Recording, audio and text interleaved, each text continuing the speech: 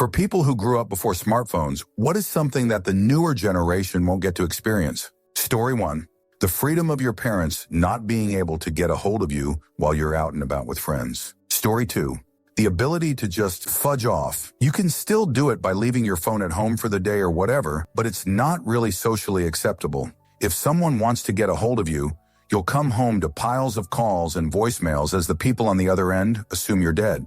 In the 90s, it wasn't just socially acceptable to disappear for a day. It was assumed that's how things would work. If someone couldn't get a hold of you, they just shrugged and dealt with it. If you went out shopping or something, you got home when you got home, and that was that. Even disregarding how difficult it is for people to willingly switch off from digital engagement, which is a huge problem in its own right, the shift from people assuming you're unavailable and feeling lucky if they manage to connect, to assuming you're available and being offended or worried if they can't connect, is a truly massive shift in how humans interact with each other.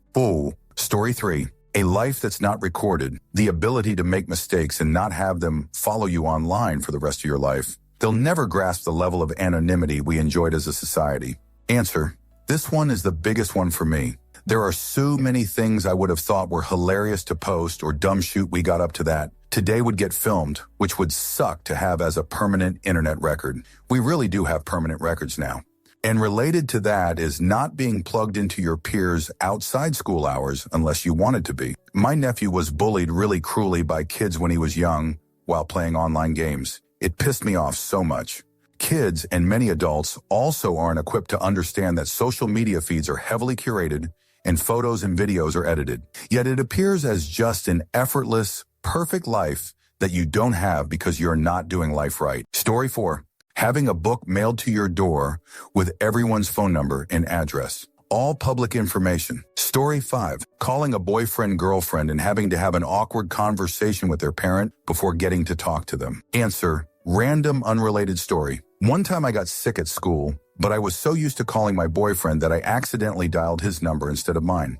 His dad answered and I panicked and hung up. He called back a few minutes later to see what the school wanted, if his kids were okay or in trouble or what. I heard him and the receptionist going back and forth about it for a while. She maintained they never called, but he said he did 69, so he knows someone called him from the main office. Never had the courage to tell him it was me, even though he is now my father-in-law. Story 6. Having fun arguing about daft things that you could solve easily by Googling. Who was the actress in such and such? What year did that happen? I miss those daft pub chats. Answer. I worked in a classified facility with no internet or cell phones. When it was slow around holidays, we would have epic hours-long arguments about something that was easy to solve with a Google search. Us scientists and engineers had a half-day argument about whether the salt they used to de-ice roads, road salt, was sodium chloride or magnesium chloride. The debates always started as something stupid to challenge or save someone's ego, then others would get roped in. We phoned multiple PhD chemists, metallurgists, and material scientists from other departments, and were researching through thick chemist reference books. Some argued that road salt is a colloquial term and doesn't tell you the composition. Others thought it was ridiculous to use table salt for salting roads. Others relied on their experience clearing driveways. We had probably 20 PhDs arguing on this problem. It was so much fun. Story 7. Mom, I'm going to ride my bike. Okay, honey, be back before dinner. Proceed to go and get into absolutely ridiculous and often unsafe situations in places my parents didn't even know existed, while they had zero way of contacting or finding me and my friends. How was riding bikes, honey? Oh, good. We just rode up the bike path to so-and-so's house and played some video games. As I'm processing some sort of trauma because we just almost got eliminated for some reason. Answer. Yeah, man, how much I miss those days. Sitting bored on front of the porch during a summer day until one of my friends showed up. I put my head inside the house and yell, Mom, I'm going out with a friend. Okay, come back before it gets dark. And off we would go to do God knows what, from playing football barefooted on the street to trying to do the most tragic end bike tricks ever known to man. My kid will never experience the joy of just living in the moment like that, completely disconnected. Story 8. You could go to the record store or movie rental store, shop for music, and there would be other people there who like the same music as you.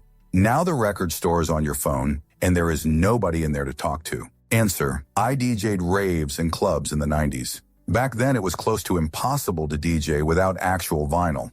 This meant that DJs were always on the hunt for interesting things, and you'd have records that other DJs simply could not get or even heard of. Sundays, you'd often see the other DJs at the store going through the records, picking out stacks to listen to. If it wasn't something that fits you, but you saw another DJ, you'd often go and share it with them. You'd have to meet up with DJs playing similar genres to you and swap records. A DJ set would be planned by what records you were able to carry without breaking your back. You'd lament that one record you let get away to your friend and how awesome it played at the club. I'm not saying that it is worse now. Having access easily to every song was something at the time we'd probably all dream of. But the forced restrictions and forced social aspect bred some very interesting sets and a natural community.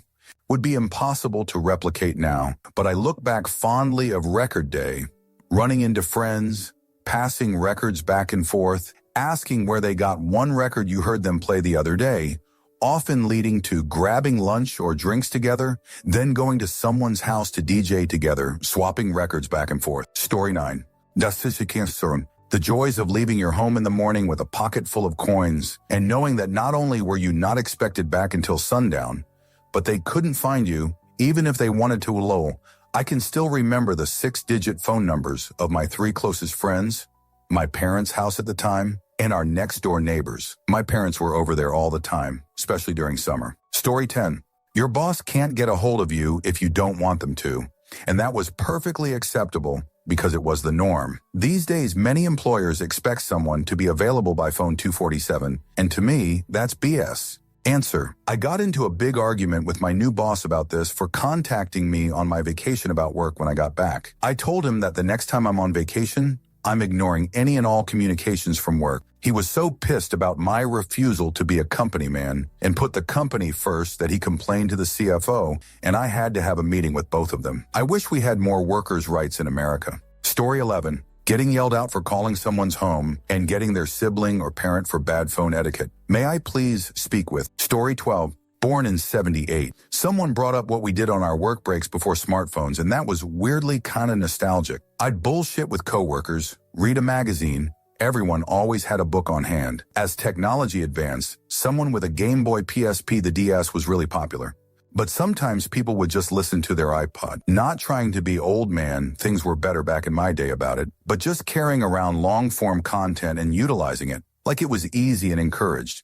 Or you'd get like a 15-minute break at work, couldn't really go anywhere, so you'd be sitting in the break room and just bullshit about the day with other coworkers or get to know them. You were on your break and wanted to relax and wind, so everyone tended to be cordial.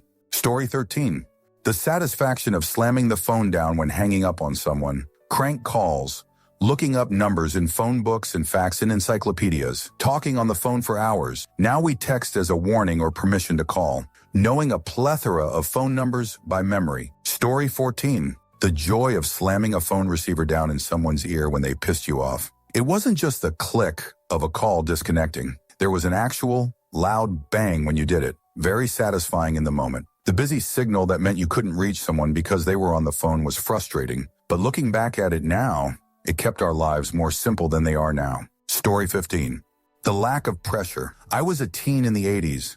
I have told my kids who are teens, I wish they could have one summer in 1986 just so they could experience what life is like without the contestant fire hose of social media posts and ads and messages. An expectation that you have to constantly check your socials and post about your awesome life. Teens now live under the weight of insane social pressure. Answer. I also feel like kids don't know how to be bored these days. Like I had some downtime with my niece last weekend. And if she didn't have her tablet on and in front of her the entire time, she'd whine about being bored. And yet she refused to go with the people who were actually getting out and doing something. I'm dealing with an injury and was tired, cranky, and had to elevate my foot so I wasn't actively entertaining her at the moment. Instead of, God forbid, allowing their kid to be bored for 20 minutes, my brother gave her more tablet time. She was also complaining that the car ride back home was going to be too long and it was going to be boring. I had to explain to her how to do the alphabet sign game, where you look for the letters of the alphabet on signs, because just looking out at the countryside, farms, animals, houses, etc., wasn't enough to keep her entertained. And still my bro and Sil gave her more tablet time for the drive home. In the end, she actually said she played the alphabet game in her head during the drive because her tablet didn't get the time added due to Wi-Fi issues. This is all in between multiple adults talking with her or having discussions she could be part of, and offering activities she decided she didn't want to participate in. Gunny K. I just feel that having freedom away from parents and other adults as a kid taught us all how to entertain ourselves and be bored without immediately looking for a screen or looking to the adults around them to immediately provide some form of entertainment stimulation. As I say this from my smartphone, I've been too addicted to lately, about to put it down to go have a good read on the back porch. Story 16. Wrapping the phone cord multiple times around your little brother until your mom yelled at you to stop. Story 17. Accepting that you have no clue about which actor was in that movie, or whether Tina Turner is dead or just old, or what the weather will be like in 2 weeks, rather than, oh, let me Google that.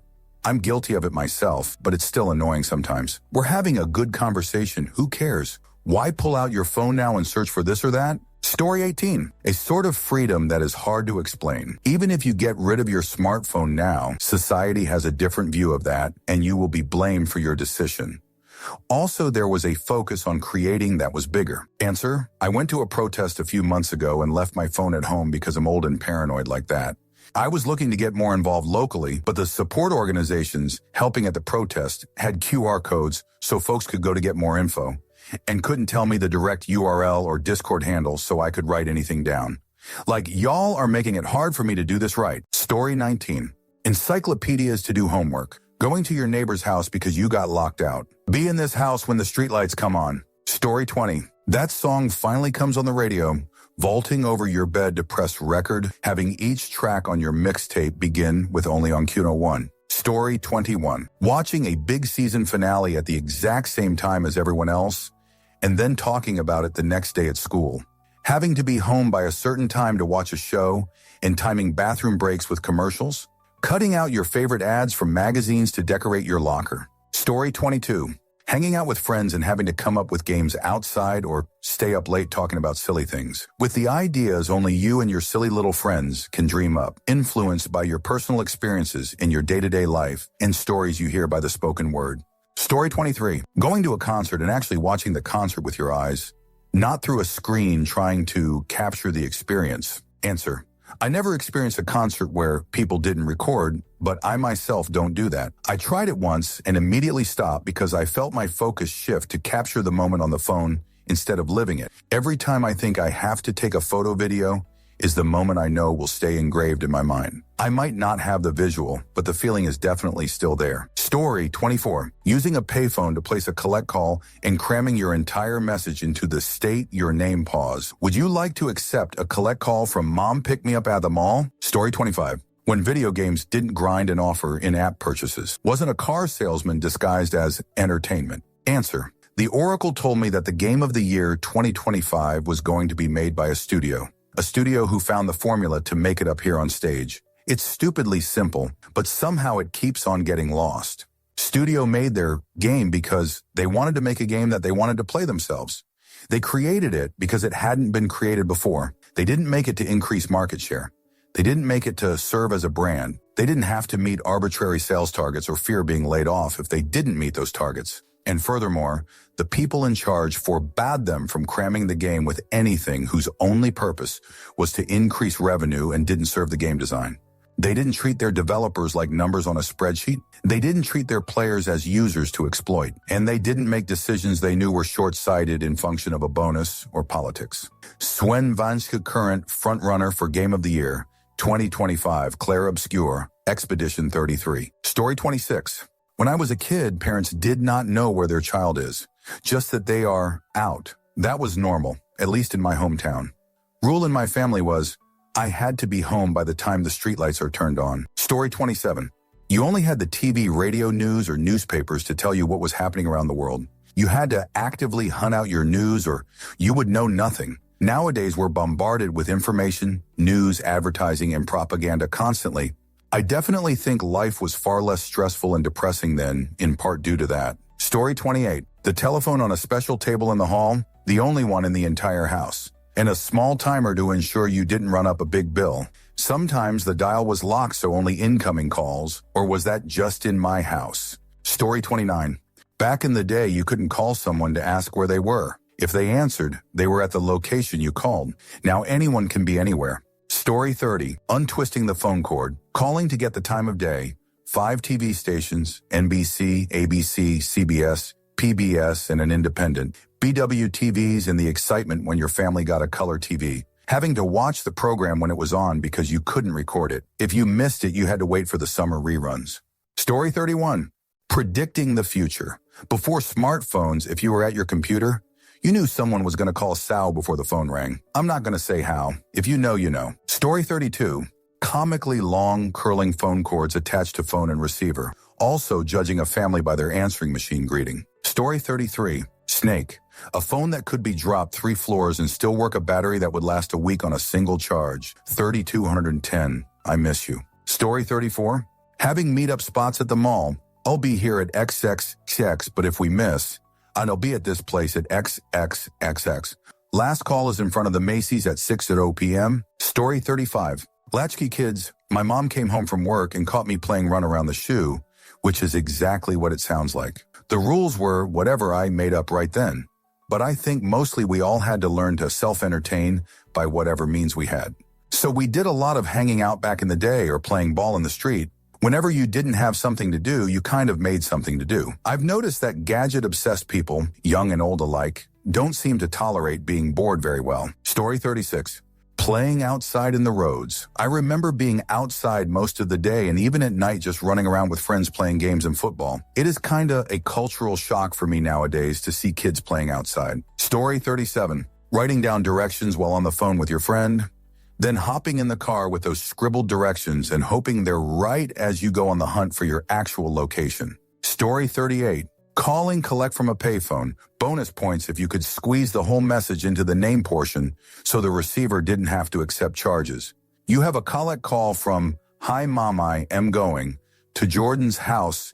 Can't you pick me up at tree?" Story 39. Real, genuine downtime. Virtually unplugged from every device. Unreachable by the boss, by work, by needy, nagging family members. Freedom from constant screen addictions. No need for some kind of affirmation from social media apps, game apps. Story 40. Just rocking up at your local bar in your 20s after work and seeing who's there. I actually got close to a few friends of friends this way.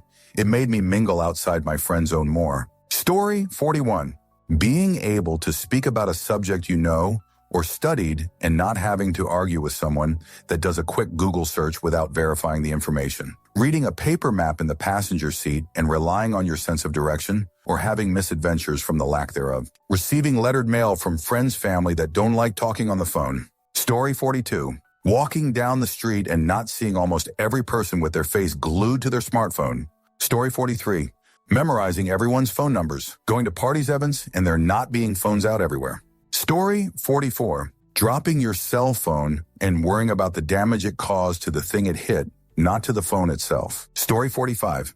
When I was a kid, I'd have to ask my mom if I could get on my screen name since our internet was through AOL dial-up. My nieces have no idea LMAO. Edit to add another good one.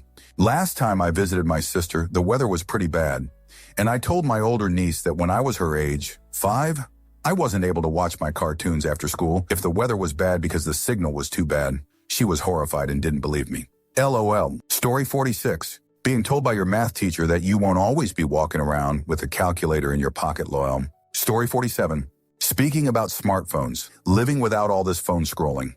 I remember my first phone I had as a kid, a simple Nokia brick. Back then, a phone was mostly just a phone. It had 3 simple games and a bunch of ringtones, and it was just enough. And if we would go further back, then landline telephones. For kids now, it must seem like a total retro. Story 48.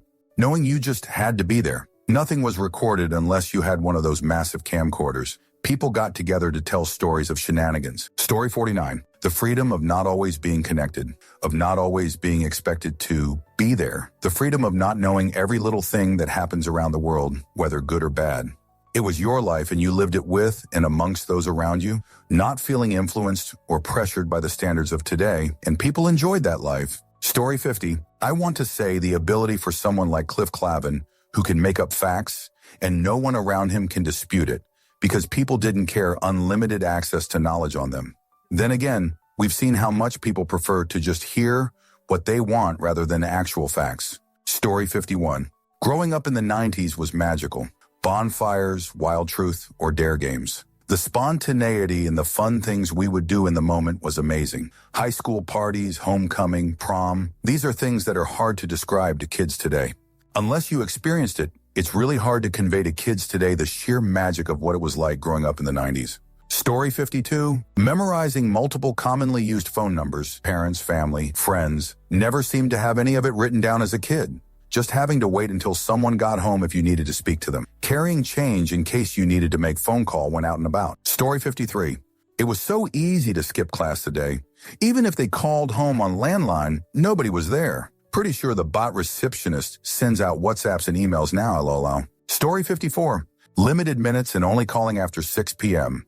No cameras on a cell phone, only being able to text and call and download expensive MIDI ringtones. Story 55. Riding your bike to a friend's house and knocking on their door to ask their parents if they can hang out. Story 56. Having to call home from school to ask if you can get off bus with friend.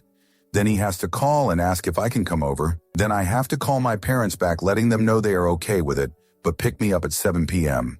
Took around 30 men and 3 to 4 phone calls on one landline phone the school has. Now we have group text. Story 57. Before texting, we passed notes in class. The skill was doing it without the teacher seeing you, because if you were caught, sometimes the teacher would make you read the note out loud to the whole class. I still have a box full of notes from my school friends somewhere. We learned all kinds of cool ways to fold up the paper too. Story 58. Hanging out with humans and doing hood rat stuff without consequences because nobody was recording you.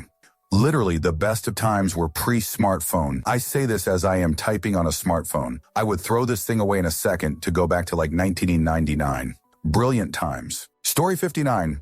Wandering aimlessly around the neighborhood until you come across some other kids. It didn't even seem to matter if we were friends in school or not.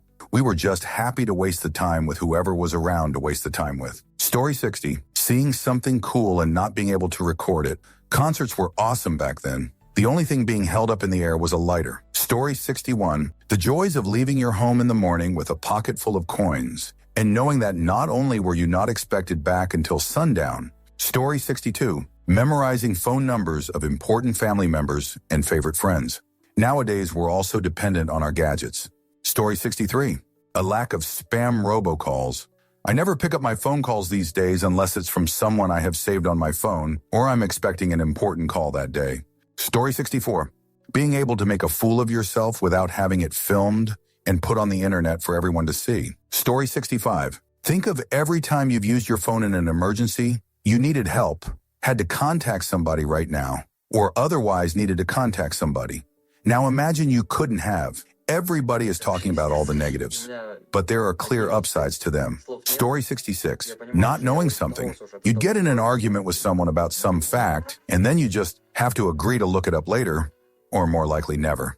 Story 67. Stories. You couldn't just Google everything or show a picture video. If you saw something amazing or someone else did, it would be shared over the years, like folklore followed by other people sharing the same kind of stories. No matter if most of it was made up and exaggerated, it was just a good time listening to people share their lives and experiences verbally and picturing the things. You just didn't have to worry about everything being factually correct. Story 68. Fudge about with a bus route pamphlet trying to work out the timings of 2 connecting bus routes to get across town. Delays were a fudge nightmare. Story 69. Walking in public and everyone watching where they are going. Fudge, I dislike going in public now with smartphones and everyone playing with them all the time. Story 70. Being lost as shoot and having to bust out a 500-page physical map from the trunk in the middle of the Nevada desert. I genuinely haven't felt physically lost with nothing to do about it for so long. Story 71. Inner monologue while you wait for stuff. Can you believe it? We were forced to think about stuff all day. No more of that nonsense. Story 72.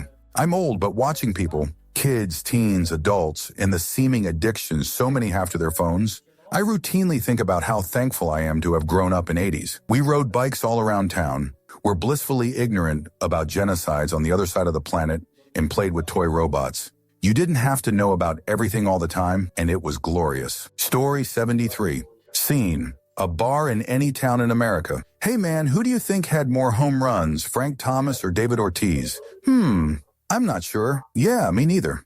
Anyway, you want to split some nachos? Story 74. That AOL dial tone. Not to mention super slow internet. Took me nearly 3 hours to load an image of Mona Lisa for some project. Story 75. Mom driving around in her car looking for your jerk because you were supposed to be home an hour ago. The more driving, the angrier she got. Now I can find my son's location even if he doesn't answer. Story 76. Having to run to the bathroom during a commercial break because TV movies had no pause button and you to wait for ads to pee. Story 77. Checking movie times in a newspaper, making plans and just trusting their friends will just show up. Story 78.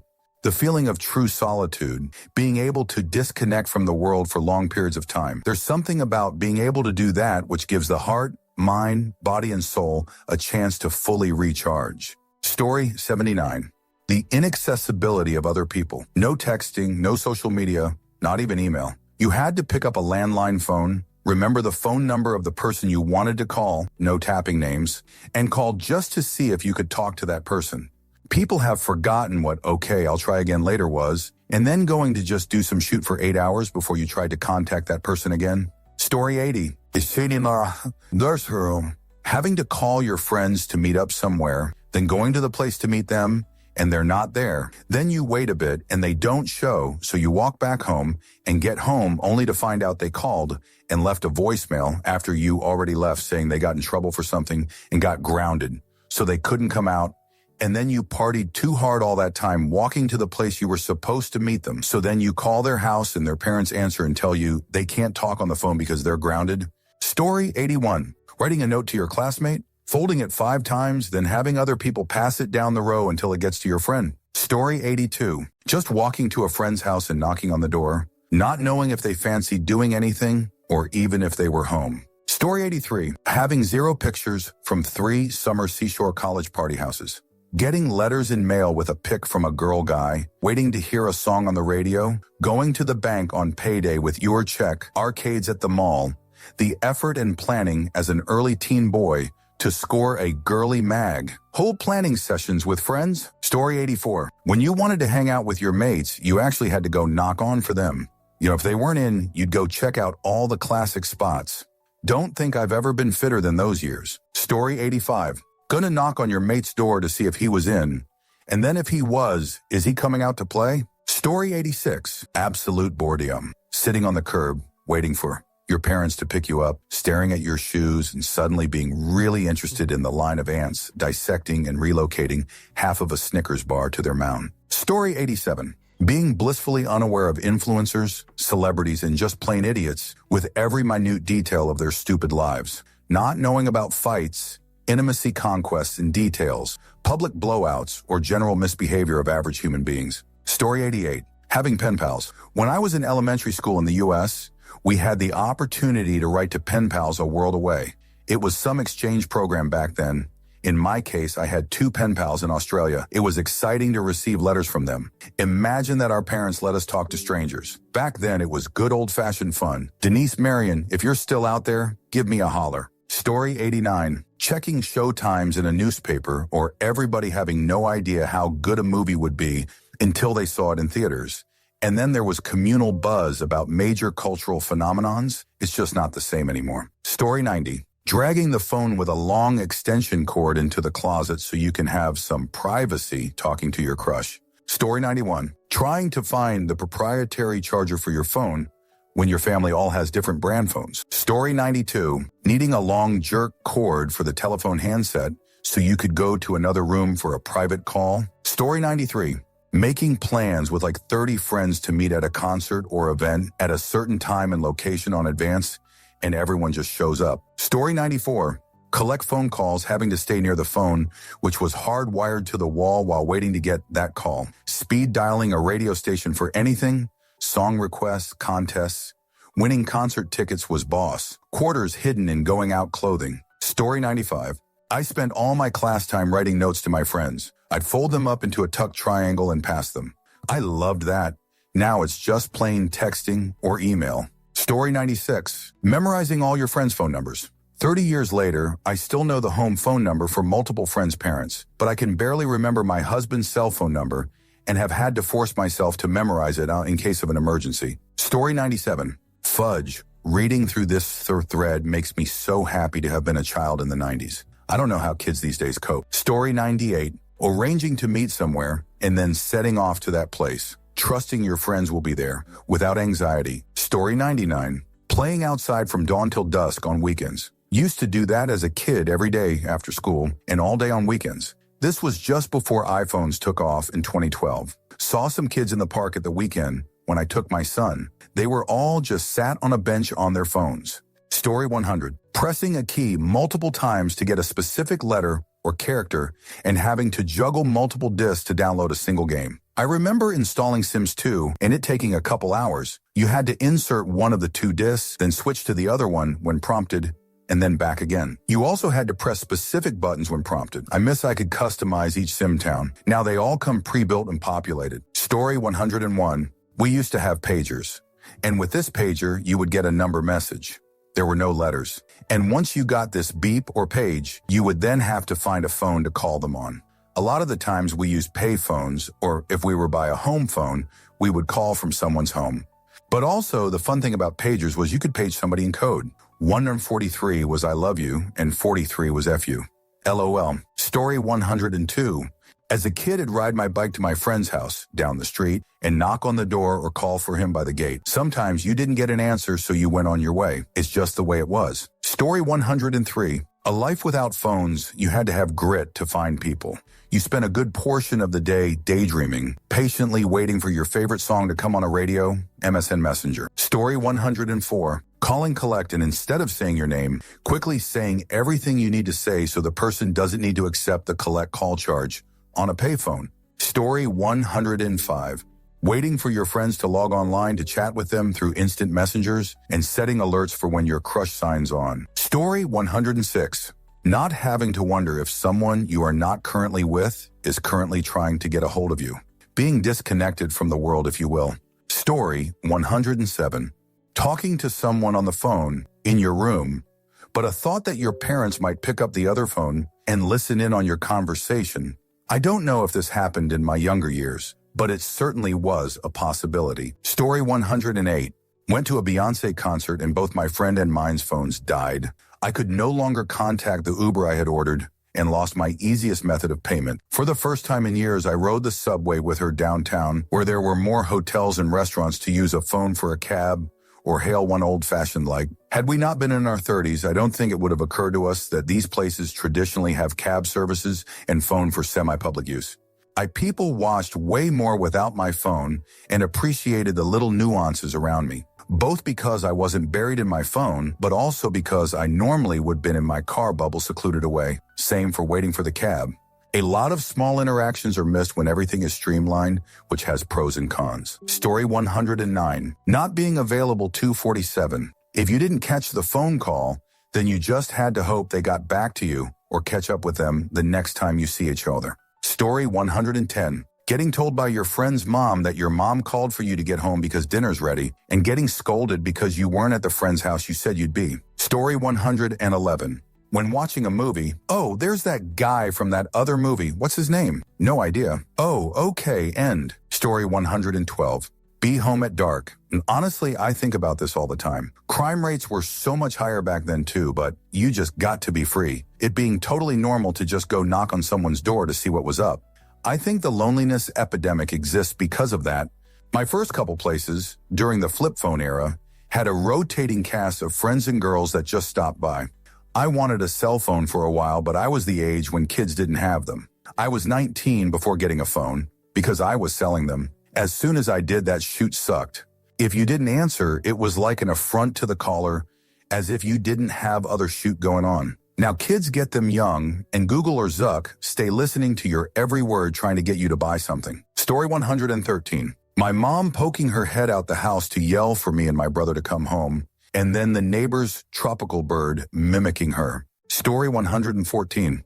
Getting an answer to a seemingly simple question could take weeks. I once did a school project about the Netherlands and needed a business term translated. I happened to know a Dutch person, so asked her. She didn't know, so wrote a letter to her cousin in Amsterdam. Why didn't she call? It was really expensive to call overseas back then. 2 weeks later, her cousin wrote back with the answer. Now, well, I'd either go on Google Translate or ask Yule Crunchy Frog. Story 115. Only one person being able to call at a time, sneaking around to the other phone on the landline, trying to pick it up and listen without them noticing, subsequently hearing someone yell, "Get off the phone," from the other side of the house, memorizing your friends' phone numbers, having to call your parents from a public phone, waiting at a restaurant, after school, on the bus, etc., and having to entertain yourself. As excruciating as boredom was for an ADHD kid, I learned a lot about how to manage it and entertain myself, and seeing kids just whine until their parent succumbs and gives them an iPad or phone makes me sad. Story 116. Dial-up trash internet and never having to deal with others' disturbing phone addictions.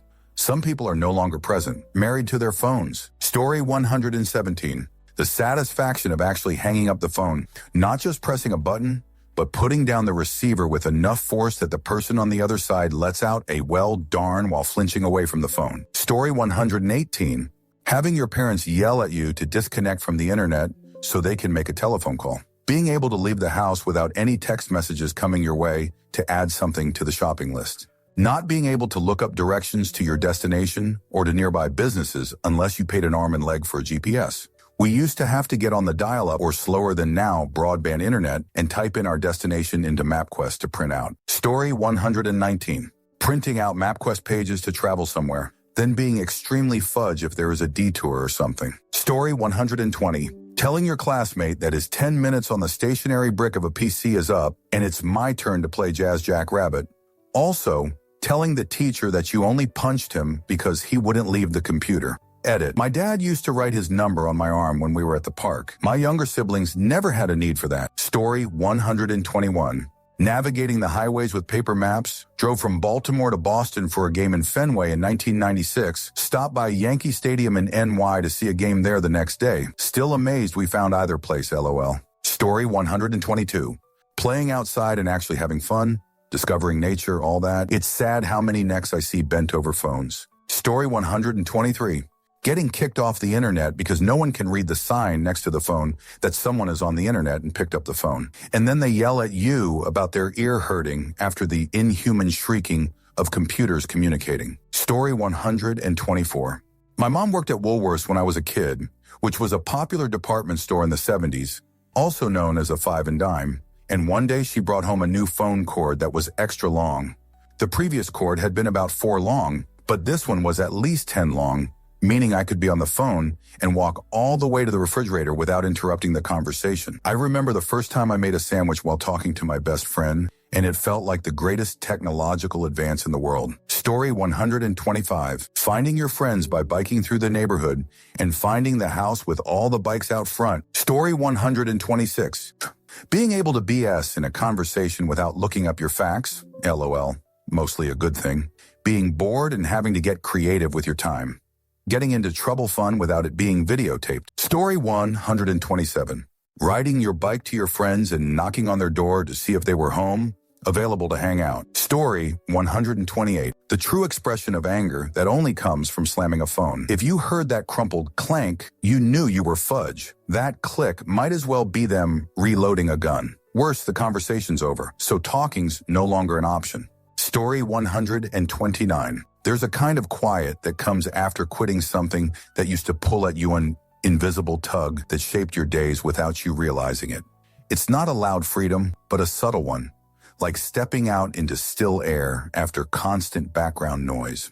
People who grew up without the internet or cell phones knew that kind of quiet from the start. Life had pauses, real ones, waiting in silence, being unreachable, getting lost without a GPS, sitting with your own thoughts. The world didn't tap you on the shoulder every few seconds. You could just be. But once something starts filling every idle moment, whether it's a habit, a notification, or a screen, you stop noticing the quiet's gone. And when it returns, it's almost strange, weightless. Younger generations may never know that kind of stillness. Their version of the tug isn't from a craving, but from the constant expectation to check in, scroll, respond, refresh. It's the same invisible pull, just with different wires. The quiet after, that's the part that's hard to describe. It's not boredom, it's not emptiness, it's peace. And unless you've lived both sides of it, it's easy to forget it ever existed. Story 130. Modem clicks KRK, KRK, KRK. Shh. Where am I, mate? Hey, girl. Beep, beep, beep, beep, beep. Here. Silence beep, beep. Free. Connection stabilizes. I had ChatGPT converted to text. Story 131. Ordering something from a catalog by mailing in the order form with a check and waiting weeks for it to come to you. Story 132. Being able to go somewhere for the day with zero chance of anyone contacting you. Boss needs you to come in on your off day? Sorry, sucker. Went to the beach.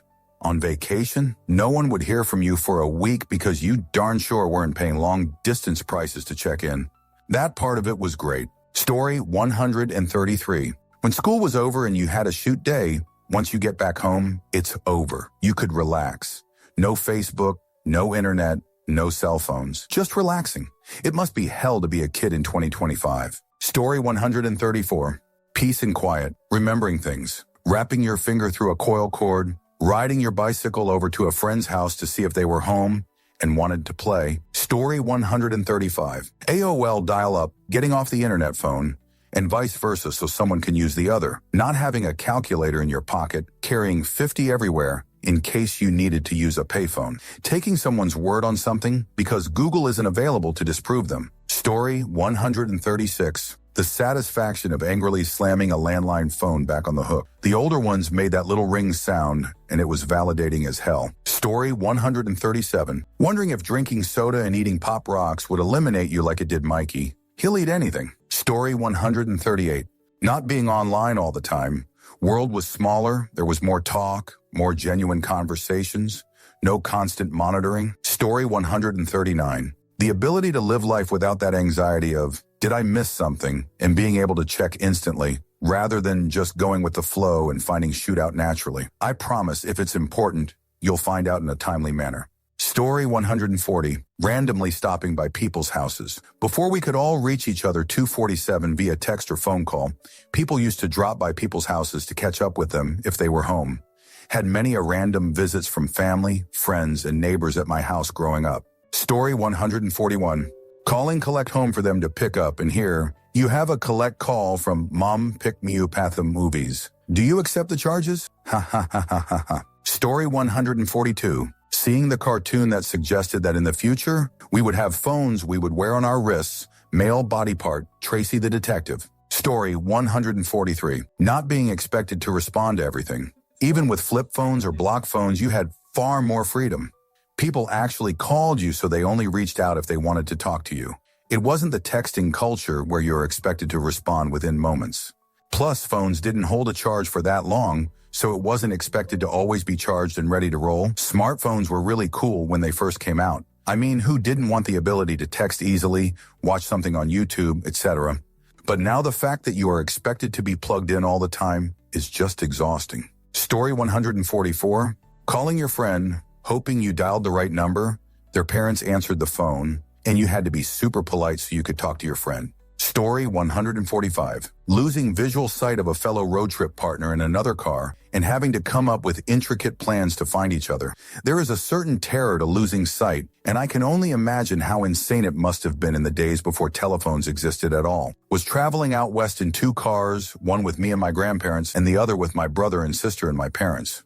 We rotated from time to time, but we were always in 2 separate cars for this 2-week journey. Long story short, we're in the mountains of Northern California and we lost visual sight of each other. Fortunately, both groups continued towards our expected next destination and got our own respective motel rooms in random small towns. And then we used the opportunity to each call back to our uncle who is still back home. And then he was able to get our locations and connect us. Story 146. Texting while the phone is in your pocket.